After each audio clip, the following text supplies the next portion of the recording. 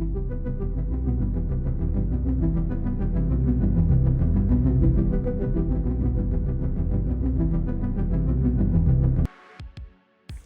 ability to detect and warn of dangerous solar events is crucial for safeguarding our infrastructure on Earth and in space. Space agencies today can give a 30-minute warning in advance of solar events, thanks in part to work done by the FDL over the last years. Expanding the time window of warnings is at the heart of what a Heliophysics Onboard team worked on this summer. One way of spotting solar events earlier is to monitor solar activity from a head of Earth perspective.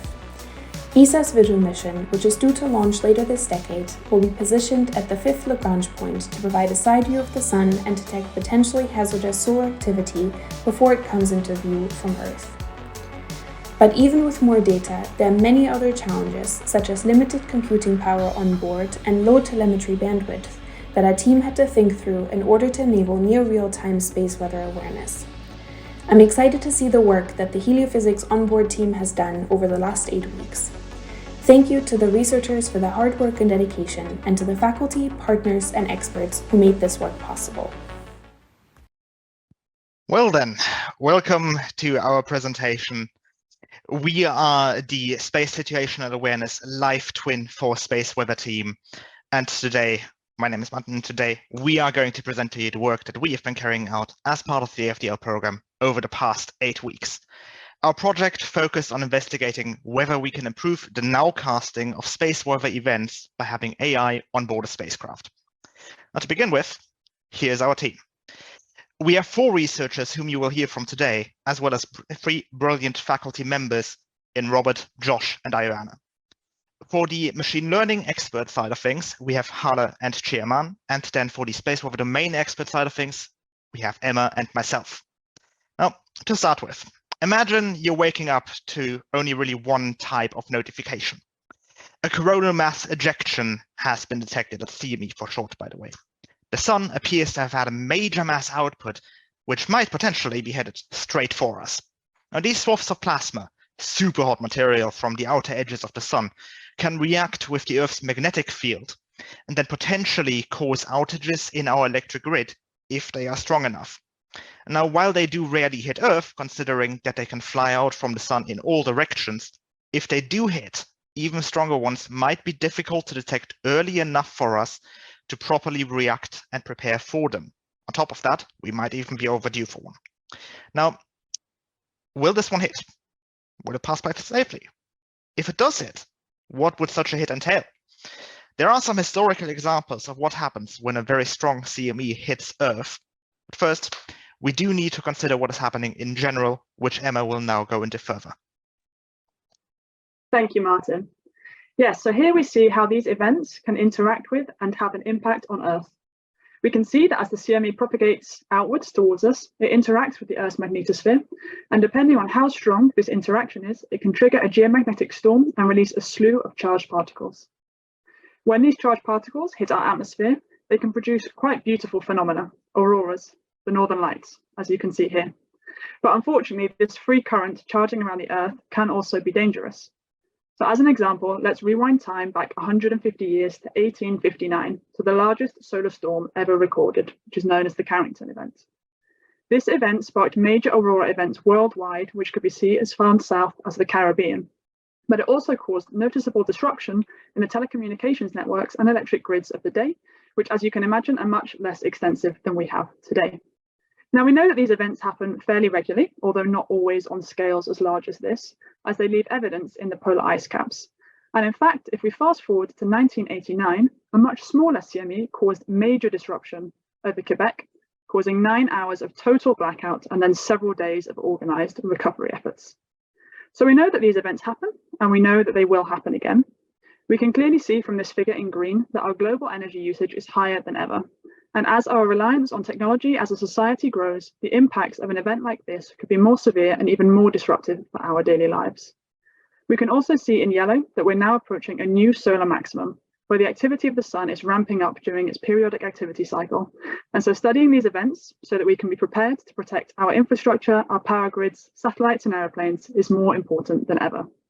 Of course, there are already precautions being taken today, but these rely on advanced early warning systems, and predicting when these CMEs might strike is a difficult problem. The challenges start right at the beginning, as right now we cannot predict when CMEs will erupt. We can only detect and react to them as these events unfold. Once we do detect a CME, understanding fully how it might evolve in 3D and impact us is also challenging, especially if we only have images taken from instruments at limited viewpoints. For example, if a CME is heading straight towards us on the Earth, determining its velocity and arrival time from our position alone is not possible. But we would also have problems if we only observe it from space, as we can see here from coronagraph images taken simultaneously from 2 different spacecraft vantage points, where we can see that a CME is present in the one on the left, but hardly at all in the other viewpoint on the right. Another problem is that several aspects of this detection are currently performed with manual fitting by trained experts, which can be time intensive and therefore decrease the time we might have to react. And so to improve our early warning of these events, we first need a dedicated extra viewpoint in space to supplement what we have on and around the Earth, to give us the extra data we need to overcome the challenges associated with having only limited views of the CME. And then we can look towards machine learning informed systems to help us better process this data in an automated way, learning the complex interactions and underlying physics which makes the task so difficult, to enhance our predictions, and even to have these models directly on board to increase the time we would have to react. And these aspects of our approach will now be explained in more detail by Hala. Thank you, Emma. So the ESA Vision mission, planned in 2029, will be dedicated to monitoring and predicting space weather activity and providing a timely warning of extreme solar events. This will be the first mission to sit at the L5 stable Lagrange point in the Earth-Sun system at 60 degrees behind the Earth, allowing us to get a new side view of the Sun so we can observe early solar events, especially those heading towards our home planet. This unique data will allow us to build live-twin heliospheric models to predict large solar activities like CMEs, but with more precision than before. As with this new L5 viewpoint, we will have triangulation so we can predict CME's direction with less uncertainty. The Vision mission could also have the required hardware to run machine learning systems on board for further improving early warnings. While L5 will have its own challenges, for instance, an 8-minute downlink time, which limits the amount of time we have to react to CMEs, we are certain that there are methods of mitigating such issues to help us get better early warnings here on Earth in a faster way.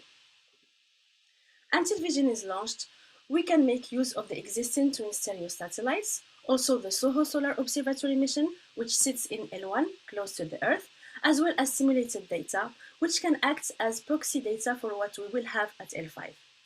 And from this, we aim to build a digital twin of the inner solar system to predict CME's impacts, which can be further improved and built upon as more space weather satellites are launched beyond Vision.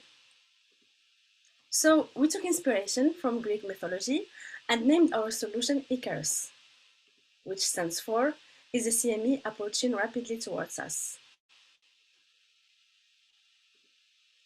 Our machine learning pipeline starts on board the Vision satellite. So we have a classifier on board informing us whether it sees a potential CME from satellite images. Then this classifier flags to take lots of extra observations. But downlinking this observation directly would take days, longer than the time it takes for the CME to travel to Earth. That's why we compress the observations before downlinking them to Earth. Once these observations are on Earth, then combined with other viewpoints from other satellites, for example SOHO, we train a model to reconstruct the CME. Our machine learning solution aims to reconstruct a live twin of this rich heliospheric data in order to predict CME parameters. This enables us to build a volume of information regarding the density and velocity of a CME, even from as few as 2 viewpoints. So we built on last year's FDL model and trained a NERV architecture for 3D reconstruction, but in a physics-informed manner, by incorporating continuity equations on plasma mass and radial velocities to ensure the consistency of our predictions with reality. And finally, we extract information from the 3D reconstruction and estimate the CME parameters, which we can use to derive the probability of CMEs hitting the Earth. I will now hand over to Sherman, who will present our main results. Thank you, Hala. Here we show a demo to give you an idea of how the outputs of our model look like. The first two images to the left are the reconstruction of simulation data, while the rightmost one is our density prediction. In this video sequence, we start from the visual point of view, which gives the side view of the CME and see the CME erupting. And then we stop the temporal evolution and rotate to the view of the Earth. Finally, we fix the viewpoint and see the CME coming directly towards us on Earth.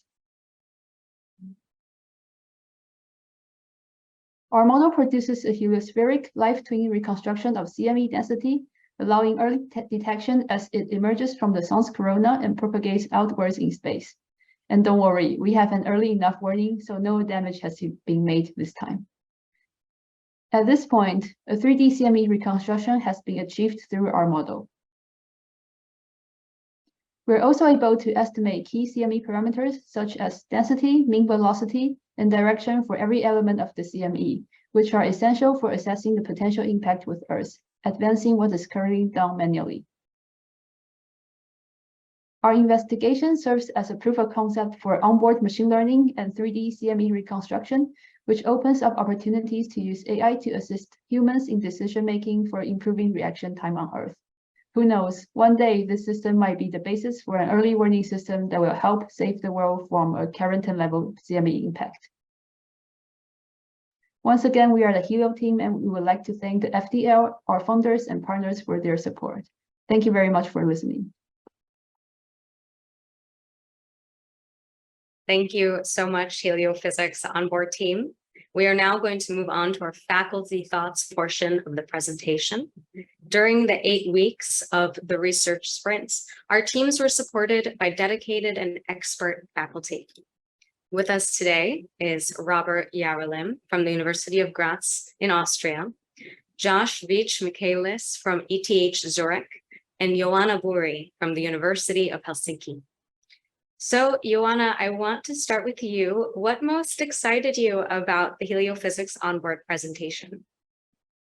Well, thanks, Lear, and thanks to the team. Well, where to begin? We can't really stress enough that these are the outcomes of an 8-week research sprint, right? And we had the joy to work with a team that chose to focus on 3 different fronts in such a limited time span. So we had the onboard CME detection, onboard compression, and the ground-based 3D CME reconstruction. So overall, a very diverse end-to-end pipeline with very challenging physical and technical components. And each of them was supported by very recent and relevant ML methods. Yeah, I definitely agree. What excites me most about this research is the space weather component. So as the team has already emphasized this, we know that solar storms like the Carrington event will happen again, and we need to prepare for this. And the tool that the team has developed here allows us to get a better estimate about CME parameters and the potential impact of CMEs on Earth. But it also gives us a better understanding of the structure of our heliosphere. So I think this is overall very interesting and important research. Yeah, and on the onboard side, it's a very young field, especially for space weather. So it's a great opportunity to see, what's feasible to do. And even though some of the methods that we've done seem quite simple, classification and compression, the modeling involved is very challenging because it's very different data to what you normally train with. And the data is, we don't have real data from the satellite yet. So I think this end-to-end pipeline is both ambitious, but it really represents an exciting vision for how onboard and ground processing can be complementary to each other. And in general, from the ML side, I think I would say there are 2 main challenges of ML in space applications. And the first one is the knowledge transfer that needs to happen between physicists and ML experts, right? And it is so refreshing to see how FDL teams every year find new ways to facilitate this interdisciplinary dialogue.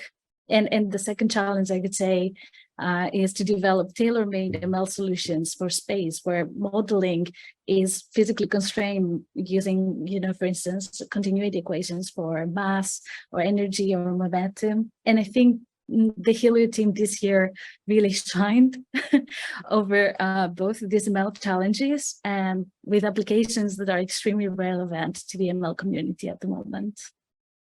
Thanks, Joanna. Thanks, everyone. I'm curious what you see as potential next steps for this research. Josh, maybe you can get us started on that one.